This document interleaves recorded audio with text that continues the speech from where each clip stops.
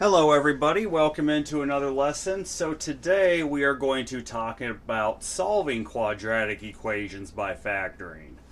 So now we know every which way to factor a quadratic equation that is in fact factorable. And one of the methods you can use to solve quadratic equations is by factoring. Now in the next lesson we'll talk about solving quadratic equations by finding square roots. That's another method. And then we'll talk about in a future lesson completing the square and using the quadratic formula. Those are also methods. But today we're just going to solve them by factoring.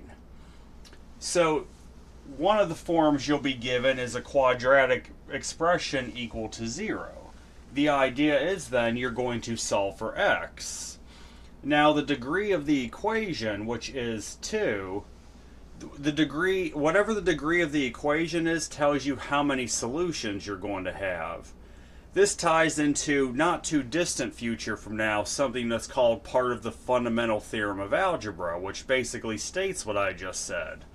The degree of your equation yields the number of solutions to the equation you're going to have in the complex number system, which in a couple lessons from now we'll get into the complex number system and what that is. But for this lesson and the next lesson, we're only interested in the real numbers, so that'll make life a little bit easier. But anyway, today you're going to be given a quadratic equation. You're not going to be told what form it is that it takes to factor. You're going to have to decide which method to use to factor. So we have x squared minus 3x minus 4. Clearly this is not a difference of two squares. Clearly it's also not a perfect square trinomial. So that just leaves your basic factoring. Good news is the coefficient on x squared is 1. So we can factor this then. The factors of 1, of course, are just 1 and 1. Now, since the constant term is negative, we need one positive and one negative coefficient that when added together will give you a middle coefficient of negative 3. Well, if I take 1 and negative 4, add them together, I'll get negative 3. So that's going to turn into then x plus 1, the quantity of x plus 1 times the quantity of x minus 4. And if you FOIL this out, you would get the original expression back. So you're going to take your factors and set them equal to 0, the x plus 1 and x minus 4. Now what you do to solve for your zeros, you take each factor individually, set it equal to 0. So you'll take the x plus 1, set it equal to 0, which means x would definitely equal negative 1 on that. That's one of your solutions. Then take your x minus 4, set that equal to 0, which would give you that x equals 4. So the two solutions you should get to this quadratic equation are x equals negative 1 and positive 4.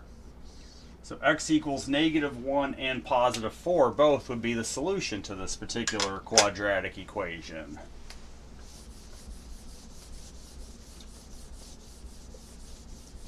Alright, what's next? We have x squared plus 19x plus 88 is equal to 0. So we have x squared plus 19x plus 88 equals 0. Well, this is definitely not a perfect square trinomial, so we're just going to have to factor it the normal way. Good news is, again, the coefficient on x squared is 1, so that makes life easier. And the constant term is positive, so we only have to worry about positive factors that when added together would give you a middle coefficient of 19. Well, aren't 11 and 88 factors? If you add the factors 11 and 8, you would get a middle coefficient of 19. So this is going to turn into the quantity of x plus 11 times the quantity of x plus 8. And if you FOIL that out, you would get what you have there. you'll take your two factors, set it equal to 0, so you get the quantity of x plus 11 times x plus 8 equal to 0. Then you just take each individual factor and set it equal to 0, so x plus 11 equals 0 will give you that x equals negative 11. Then you have x plus 8, you'll set that equal to 0. Well, that's going to give you that x equals negative 8. So the two solutions you should get for x would be negative 11 and negative 8. Those would both be the solution to this quadratic equation.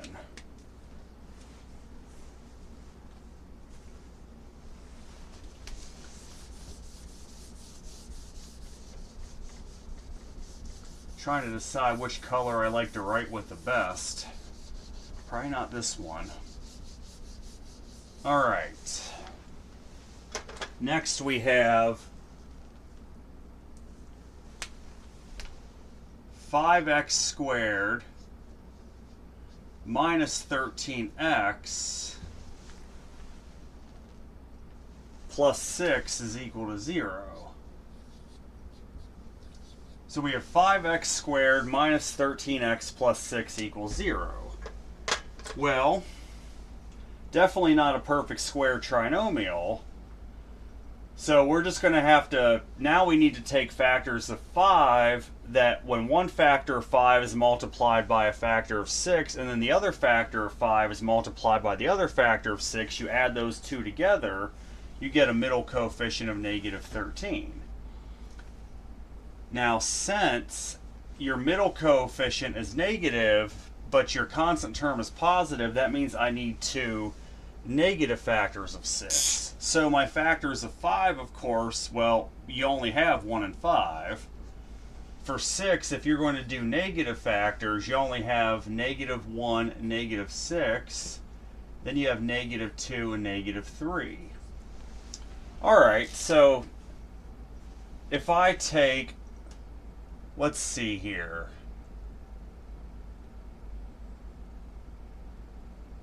Yes. All right, 1 and 5, and then negative 2 and negative 3. So if I take 5 times negative 2, I get negative 10, plus 1 times negative 3. So negative 10 minus 3 gives me negative 13. So I take 5 times negative 2, and then the 1 times negative 3. So this is going to factor into x for the first quantity of a 5x in the second quantity. Alright, so you would get the minus 2 right here, and then the minus 3 right here. So you'll get the quantity of x minus 2 times the quantity of 5x minus 3, set that equal to 0. Now just take each of your factors, the x minus 2, set that equal to 0. That should give you x equals 2. And then you have the 5x minus 3, you'll set that equal to 0. Well, that would give you 5x equals 3, which should then give you that x equals 3/5. So your two solutions to this should be that x equals 3/5 as well as 2. Those would be the two solutions to this quadratic equation, x equals 3/5 and 2.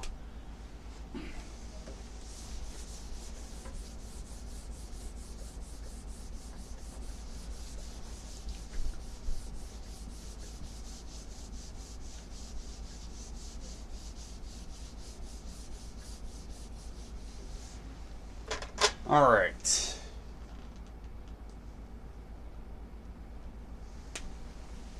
We have 8x squared minus 6x minus 5 equal to 0. So 8x squared minus 6x minus 5 is going to be equal to 0. Well, again, we have that the constant term is negative and the coefficient on x squared is not 1.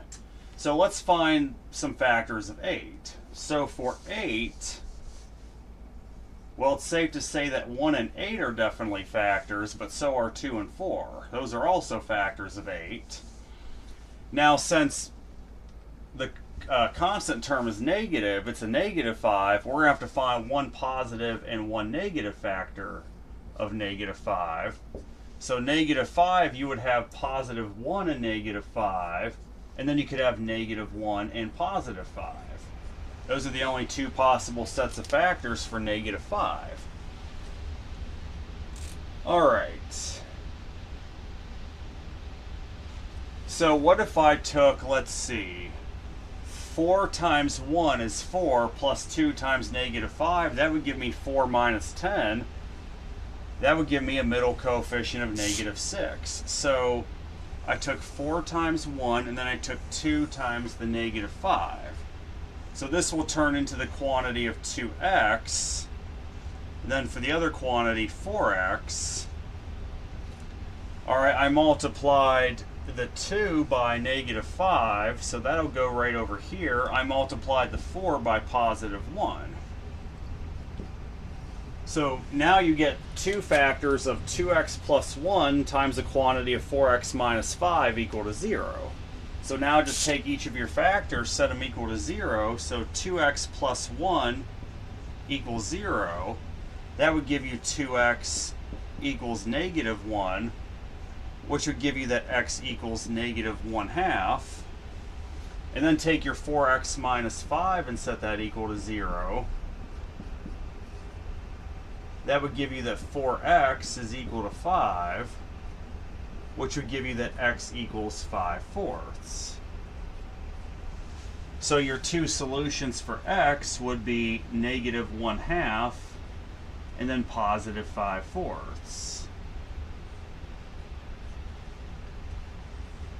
So you get x equals negative 1/2 and positive 5/4.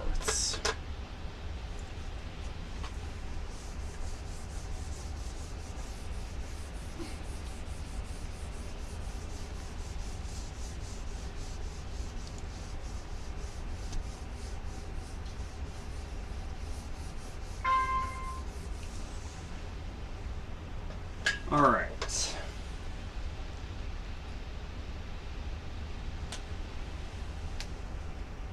We have k squared plus 24k plus 144 is equal to 0. So we got k squared plus 24k plus 144 equals 0. All right.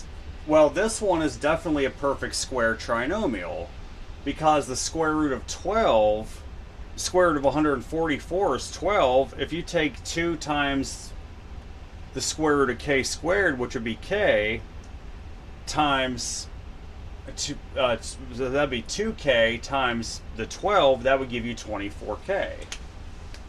So this is actually going to turn into a binomial square. This would turn into the quantity of k plus 12 raised to the second power set equal to 0. And if you expand this out, you would get k squared plus 24k plus 144. Now you have this raised to the second power. So in this case, you're just going to take the quantity itself, not the second power, but just take that k plus 12, set it equal to 0, which would give you that k equals negative 12. And we'd be done there. It looks like we have only one solution. Well, yes and no. Yes, because we only get one value of k equals negative 12, but technically no, because the negative 12 occurs twice. So it's both one solution and two solutions, because since this is raised to the second power, that means the negative 12 occurs twice. Now, the goal of solving for quadratic equations is to figure out the x-intercepts, which is where y equals 0. That's why you're going to take y equals a quadratic equation. That's where y equals 0, so you'll take the whole quadratic equation itself, set it equal to 0, and then you solve for your values. If you get two separate linear factors, that means your graph crosses the x-axis of those intercepts. But here, the intercept is at negative 12, but notice it occurs twice. So since the power of this factor is even, that means it just touches the x-axis at -12 but doesn't cross it. That's more of that intercept behavior we were talking about when we were doing the graphing of quadratic equations. All right. We have 9m squared minus 30m plus 25 equal to 0. So we have 9m squared minus 30m plus 25 equal to 0. Okay, this may not look like a perfect square trinomial, but it actually is. If you take the square root of 9m squared, you get 3m. If you multiply that by 2, you get 6m. And then since your middle term is negative, if you take a negative square root of 25, you'll get -5. So 6m times -5 gives you -30m. So this is actually about to break down into a binomial square. You would end up getting 3m minus 5, that quantity raised to the second power. You would just set that equal to 0, and if you expanded this out, you would get 9m squared minus 30m plus 25 equals 0. So this is raised to the second power. That means that this factor, that means the 0 value for this, where m equals 0, is the solution to m, rather, will only touch the x-axis at that intercept. It won't cross it, since this is an even power. So take your 3m minus 5, set that equal to 0. Well, that would give you 3m equals 5, which would give you that m equals 5/3. So in a sense, that is our only solution, is that m equals 3, but it actually occurs twice, since the factor you got this from is raised to the second power. So at m equals 5/3, you would actually find that that is a vertex of the quadratic equation instead of intercept. I mean, it is an intercept, but it's a vertex. It doesn't cross, it just touches. Okay, what's next?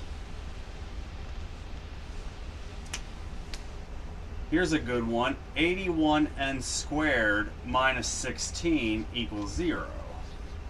So we have 81n squared minus 16 equals 0. Immediately you should be able to spot that this is the difference of two squares. So you just take the square root of each term.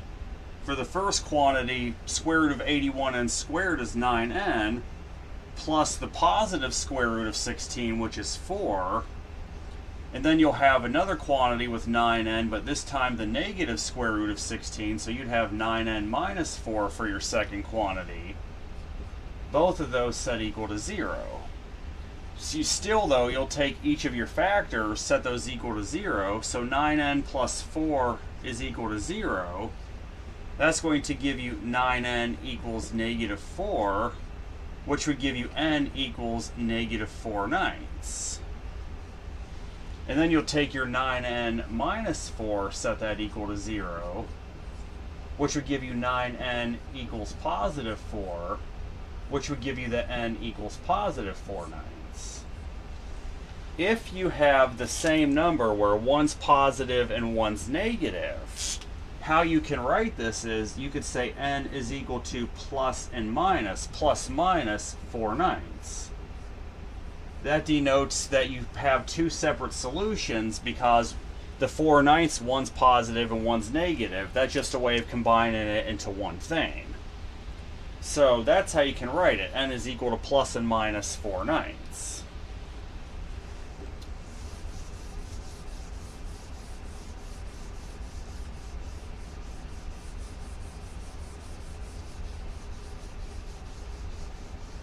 All right.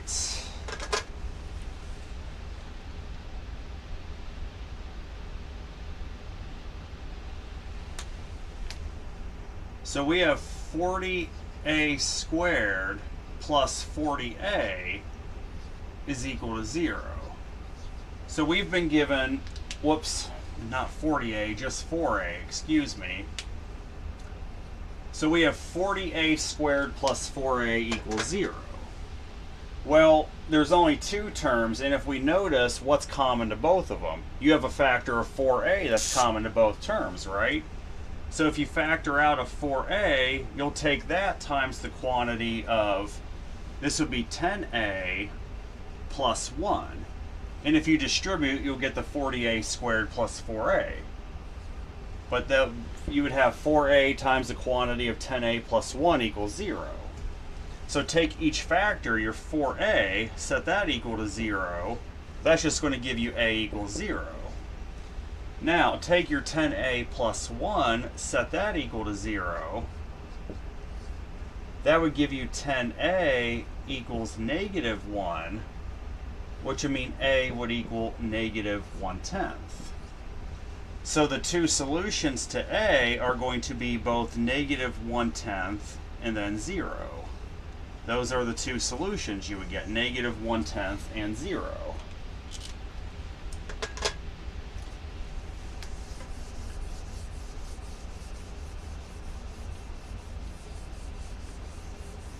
All right, so now we got negative 3b squared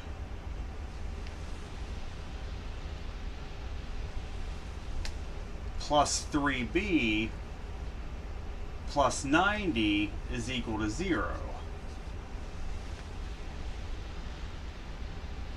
So yes, negative 3b squared plus 3b plus 90 equals 0.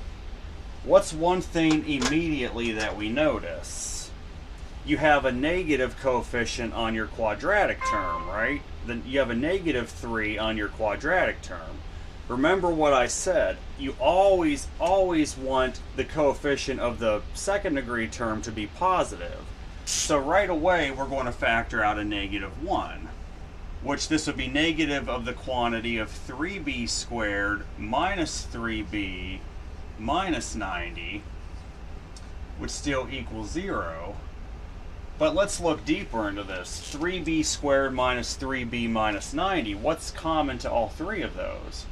You have a common factor of 3, don't you? So this would become negative 3 on the outside of the parentheses times the quantity of b squared minus b minus 30 would equal 0. And to make your life easier, just divide both sides by negative 3 and you're just left with b squared minus b minus 30 equals 0. That negative 3 is not going to benefit you any when you go to solve. It's really not going to change any solutions because you can divide both sides by negative 3 and still get 0 on the right hand side. Now we have a much simpler quadratic equation to factor. B squared minus b minus 30 equals 0. Well, this is definitely not a perfect square trinomial, but the good news is the coefficient on the b squared is now positive 1, but your constant term is negative. So we need to find a positive and a negative factor of negative 30 that when added together will give you a middle coefficient of negative 1. So if I take negative 6 and positive 5, that would add those together, that would give me negative 1. So this would turn into b minus 6, that quantity, times b plus 5. So if I took the quantity of b minus 6 times the quantity of b plus 5, I would end up having my two factors. So set each factor equal to 0, I would get, of course, b minus 6 equals 0, which would give me b equals positive 6. Take your b plus 5, set that equal to 0. That would give me b equals negative 5. So my two solutions to this equation are b equals negative 5 and positive 6. That would be the answer, b equals negative 5 and positive 6.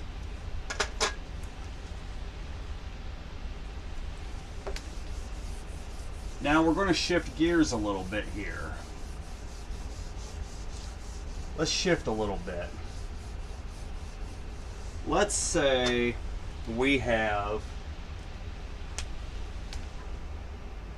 x squared plus 9x equals negative 20.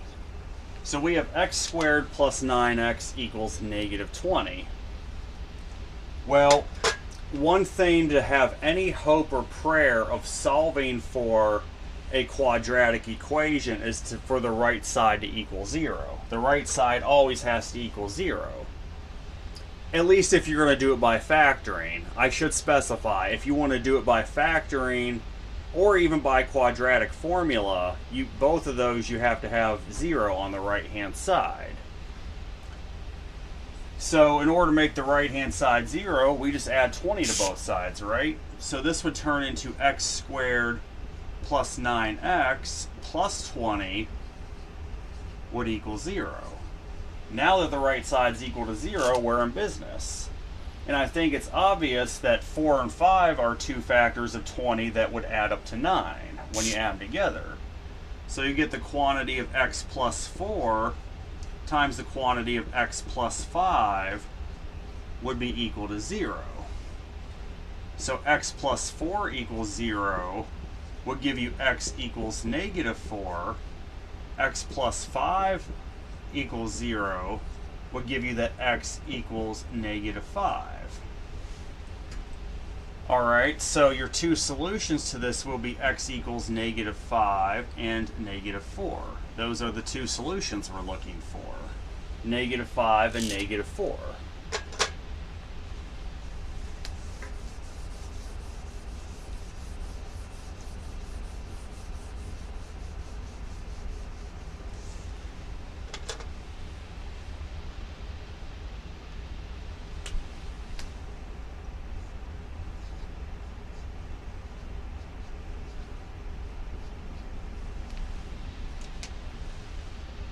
Alright, so 16x squared equals 8x minus 1.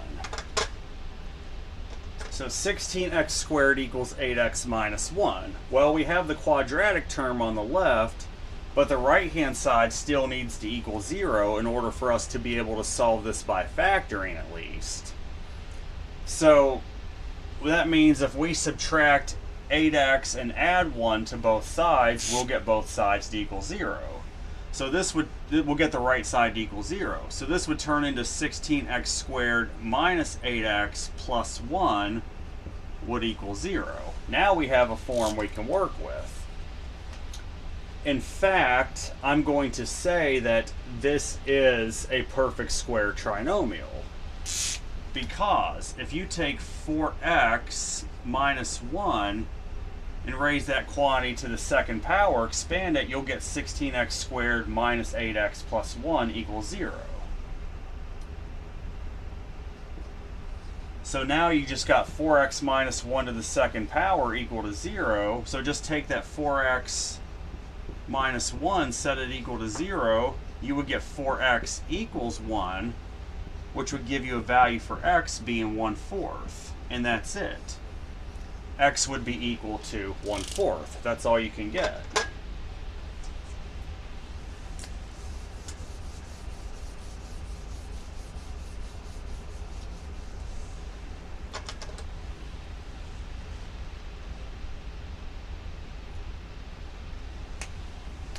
All right, let's see. 5p squared minus 25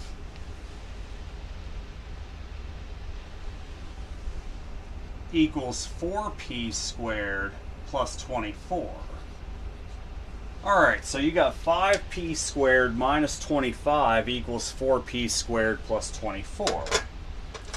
Well, again, in order to be able to solve by factoring, we need to make the right-hand side equal to 0.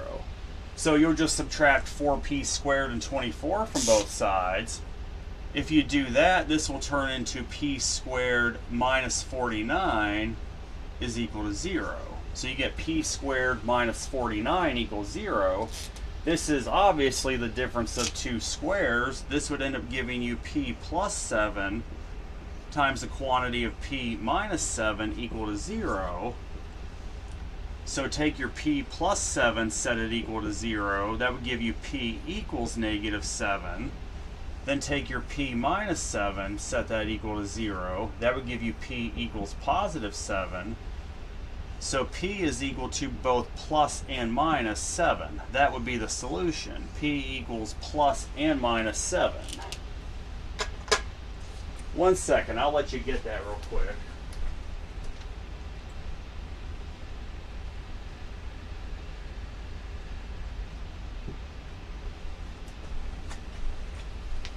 All right.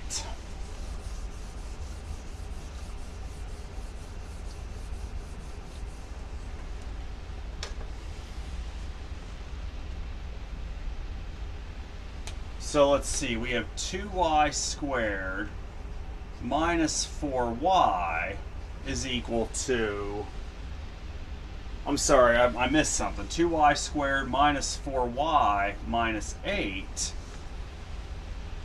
is going to be equal to negative y squared plus y.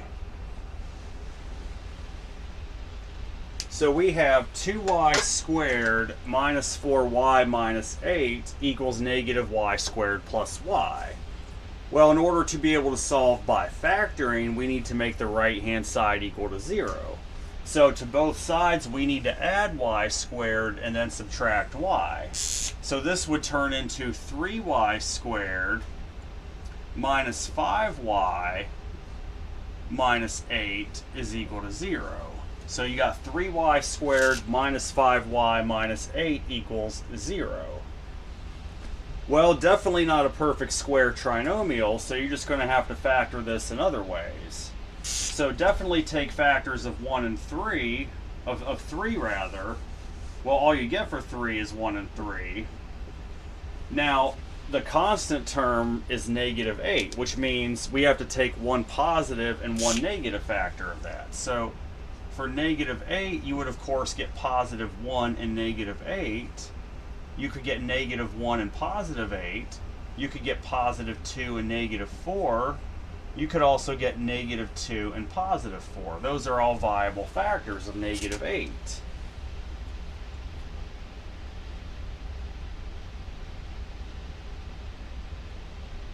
Alright, so let's see what we're up against here.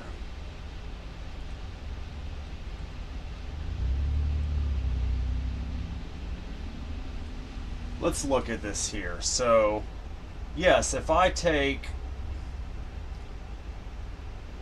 3 times 1 is 3, then 1 minus 8 is negative 8, so 3 minus 8 would give me that middle coefficient of negative 5. So I'm taking the 3, multiplying it by positive 1, taking that 1, multiplying it by negative 8. So this will factor into y for the first quantity, 3y for the second quantity. We multiplied the 3 by positive 1, so the plus 1 will go over here. And then that means we multiplied the 1 by negative 8. So your minus 8 would go over here. So this breaks down into the two quantities of y plus 1 times 3y minus 8 equal to 0. These would both be your intercepts, and they're both raised to the first power. That means these would cross the x-axis. They wouldn't just touch, they would actually cross the x-axis since they're both raised to an odd power. So now just take each of your factors, set them equal to 0. Well, y plus 1 equals 0. That's just going to give you y equals negative 1. Now take your 3y minus 8, set it equal to 0. That would give you 3y equals 8. And then y would equal 8/3. So the two solutions you should get are y is equal to negative 1 and then positive 8/3. So negative 1 and positive 8/3 are what you would get.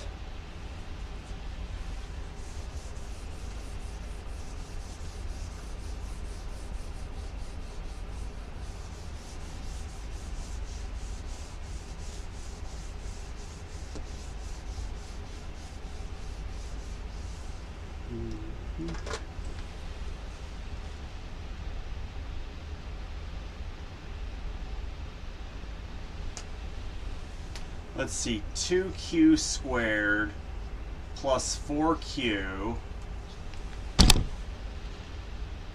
minus 1 is going to be equal to 7q squared minus 7q plus 1. So yes, good grief. We got quite a bit there on both sides. Well, we definitely got to get the right side equal to 0 if we want to solve by factoring.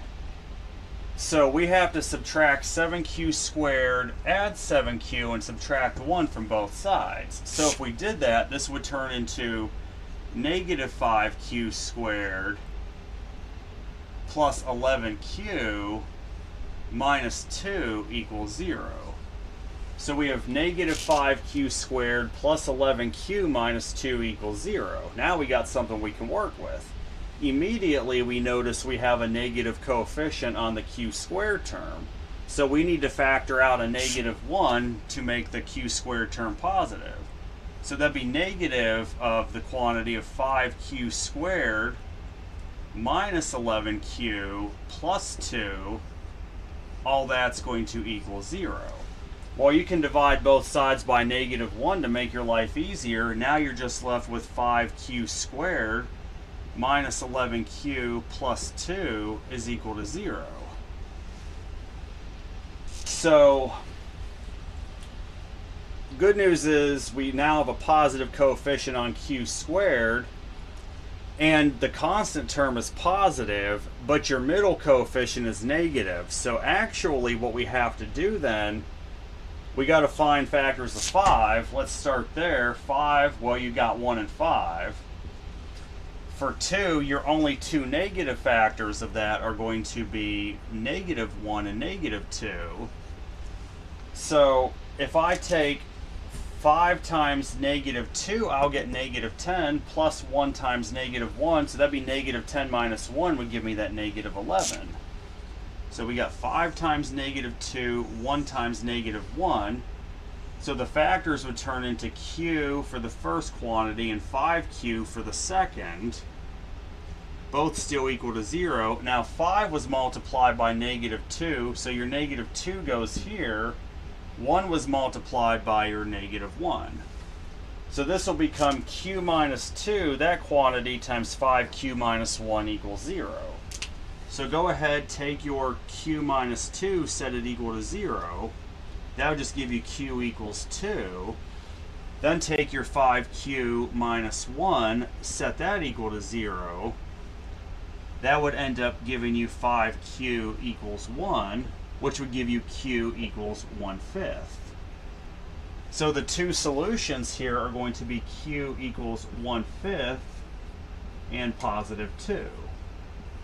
So you get 1/5 and 2 for both solutions to q.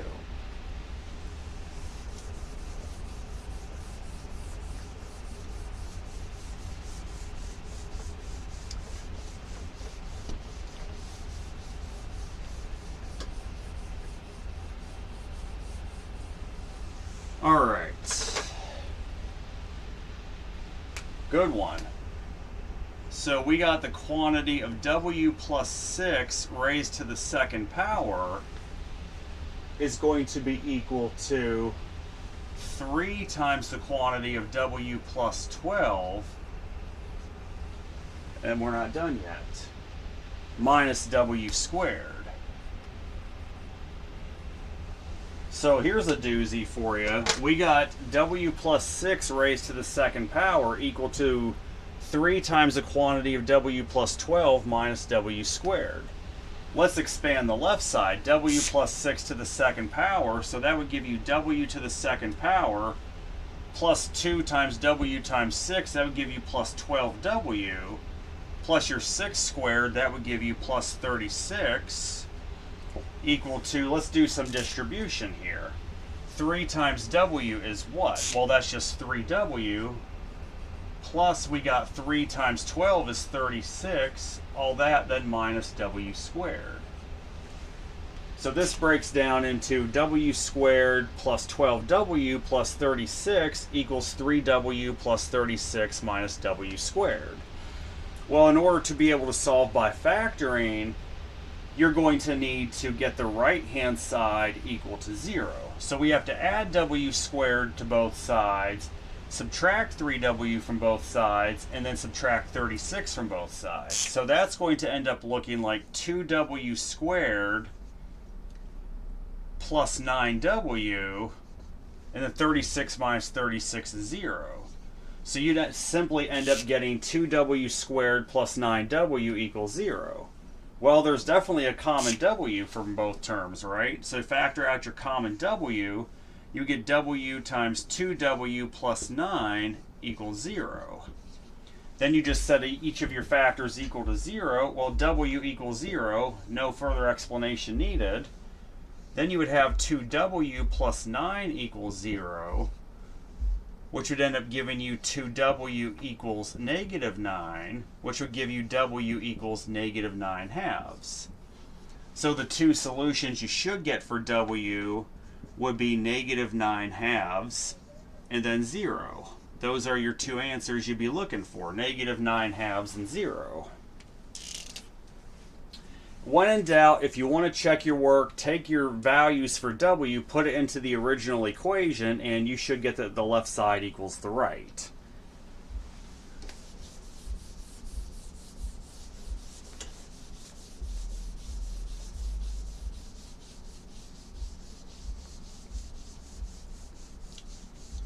All right. Shifting gears for the final sets of problems here. This time, let's see.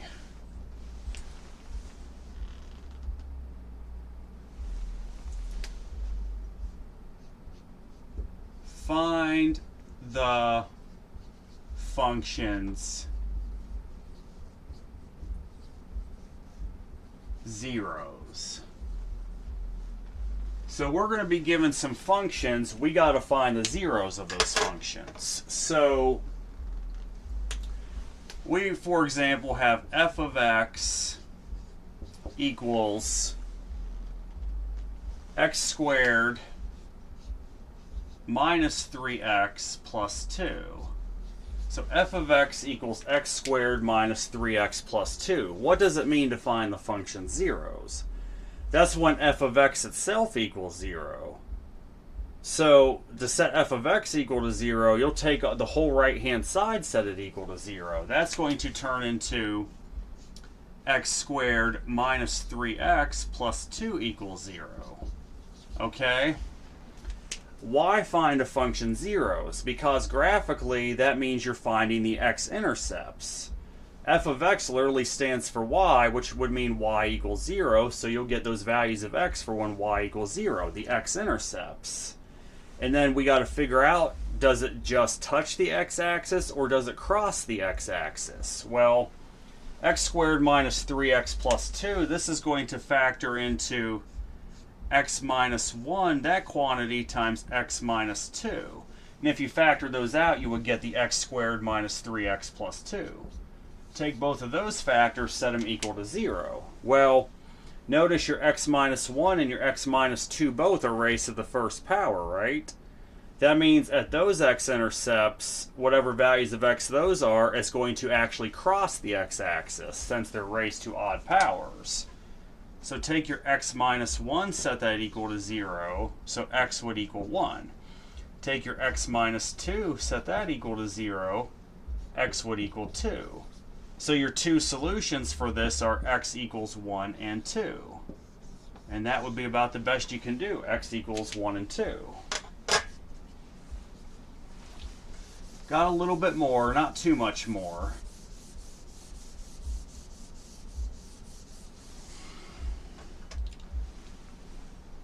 All right. F of x equals x squared plus 7x plus 12. So we have f of x equals x squared plus 7x plus 12. Well, to solve for the zeros again, just set that x squared plus 7x plus 12 equal to 0. So x squared plus 7x plus 12 equals 0. And then I think it's plain to see then the factors of 12 that you would add to get 7 are 3 and 4. So you get the quantity of x plus 3 times the quantity of x plus 4 equal to 0. And since both of these factors are raised to the first power, your two intercepts, they'll actually cross at the x. The graph will cross at the x-axis there. So take x plus 3 equal to 0. You would get x equals negative 3. Take x plus 4, set that equal to 0. You would get x equals negative 4. So the two solutions for x are x equals negative 4 and negative 3. You would get both of those answers. All right.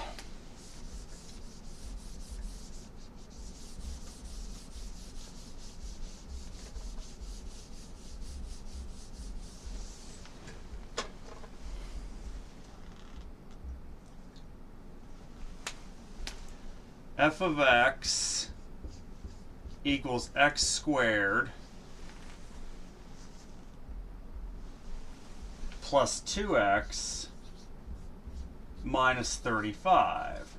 So we got f of x equals x squared plus 2x minus 35.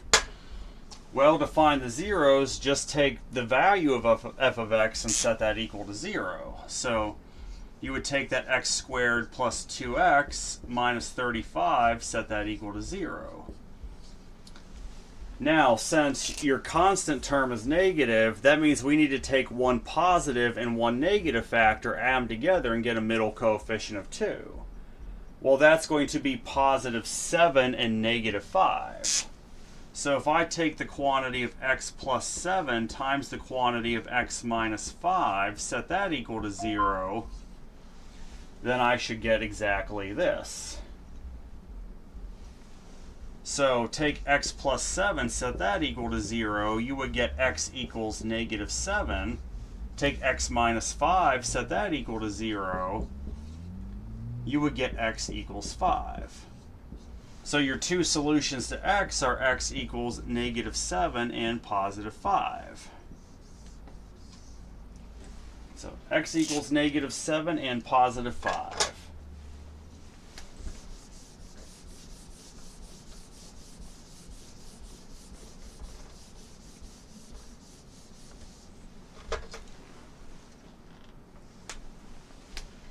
All right, f of x equals x squared minus 4.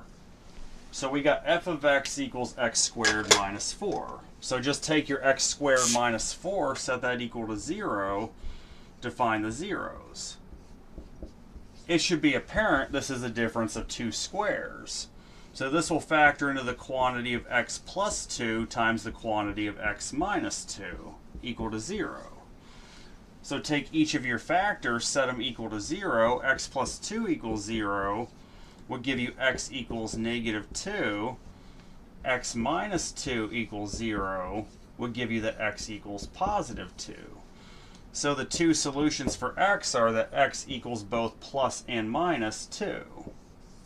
So x equals plus and minus 2 for your solutions.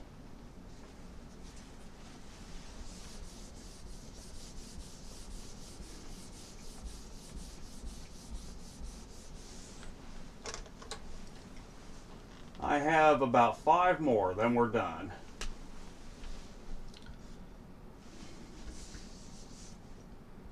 F of x equals x squared plus 20x plus 100. So we got f of x equals x squared plus 20x plus 100. Well, to find the zeros, set f of x equal to 0, so that's going to be x squared plus 20x plus 100 equals 0. This one's pretty obvious also. This is definitely a perfect square trinomial. This would factor into x plus 10, that quantity squared. And if you expanded that out, you would get x squared plus 20x plus 100. So this factors into x plus 10, that quantity to the second power equals 0.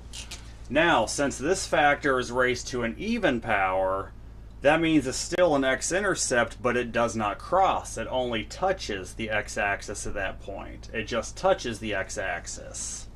So set that x plus 10 equal to 0, and then you would just get that x equals negative 10. So there's your only answer, x equals negative 10.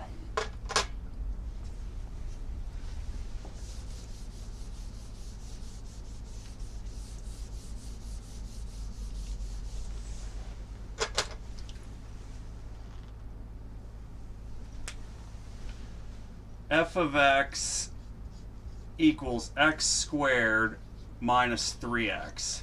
That's an easy one. We got f of x equals x squared minus 3x. Well, still, just take your x squared minus 3x and set that equal to 0 to solve for the zeros of the function.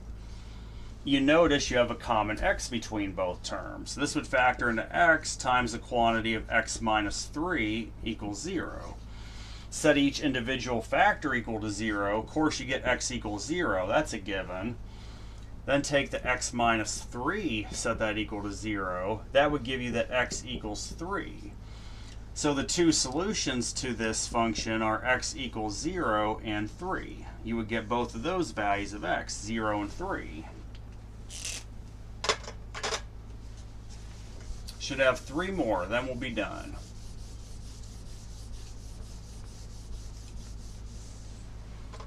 All right.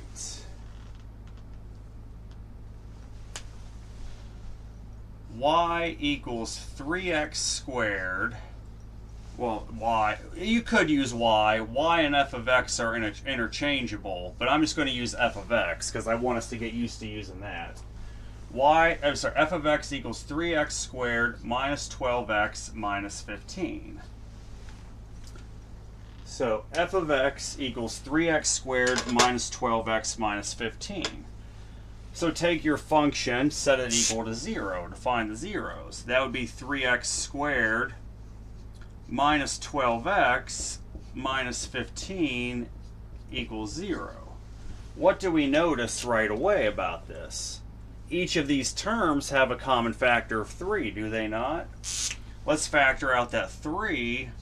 Then in parentheses, you would have x squared minus 4x minus 5.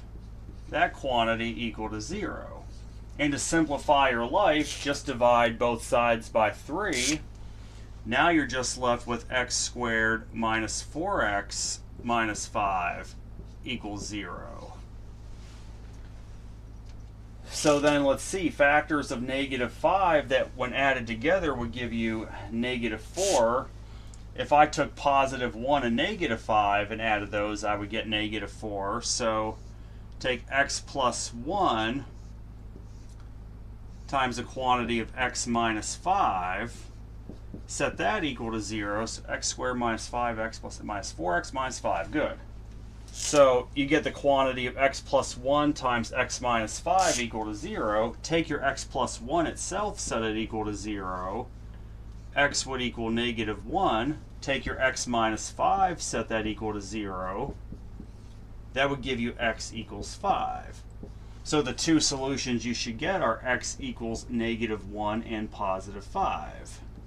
Those are the two solutions, x equals negative 1 and positive 5. I got just 2 more.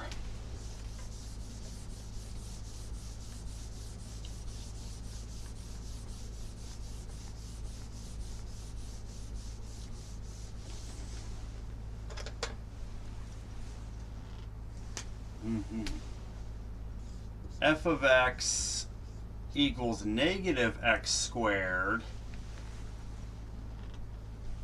plus 16x minus 64. So f of x equals negative x squared plus 16x minus 64. Well, go ahead, take your function, set it equal to 0 to solve for the zeros of the function. So negative x squared plus 16x minus 64 equals 0. And immediately we notice that the coefficient on the x squared term is -1. We want to make it positive, so go ahead and factor out that -1. So negative times the quantity of x squared minus 16x plus 64, that would be equal to 0. If you divide both sides by -1, it'll make your life easier. You'll be left with x squared minus 16x plus 64 is equal to 0. And then this one should be apparent that it's going to be, this is a perfect square trinomial, which would factor into the quantity of x minus 8 raised to the second power. That would equal 0. So you would end up then just take that x minus 8 and set it equal to 0. That would give you that x equals 8. And that would be your only solution here, is that x equals 8. I got one more problem, then we're done.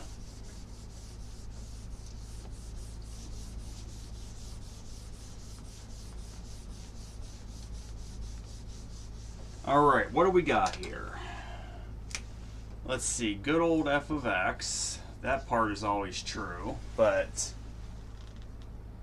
alright. F of x equals 2x squared minus 9x plus 4. So f of x equals 2x squared minus 9x plus 4. So take the f of x itself, set it equal to 0. So 2x squared minus 9x plus 4 equals 0. Well, we have the constant term is positive, but your middle coefficient is negative. That means we need to find two negative factors of 4 to deal with this. So factors of 1 and 2, obviously, well, factors of 2, I just gave it away, are 1 and 2, and that's all you really have. But factors of 4, now keep in mind, we need to look for factors that are both negative. So you would have -1 and -4, and then you could also have -2 and -2. All right. Well, let's see. If I take 2 times -4, that would give me -8 plus 1 times -1. So -8 minus 1 would give me that middle coefficient of -9. So I'm taking 2 times -4 and then 1 times -1. So this will factor into your first quantity, x, and then your second quantity, you'll have a 2x. All right, so we multiplied 2 by -4, so the -4 will go right here, and then 1 by -1. So this is going to factor into the quantity of x minus 4 times the quantity of 2x minus 1 is equal to 0. All right. So take each factor, set it equal to 0, you'll get x minus 4 equals 0, which would give you x equals 4. Take 2x minus 1, set that equal to 0. Well, that would give you 2x equals 1, which would give you x equals 1/2. So the solutions you should get for x are x equals 1/2 and 4. Those are the zeros of this function, x equals 1/2 and 4. So that's it for this lesson. Next lesson, we are going to talk about solving quadratic equations by finding square roots. And it starts out easy, but it's not quite as easy as it sounds. So I hope everyone has a great day. Take care.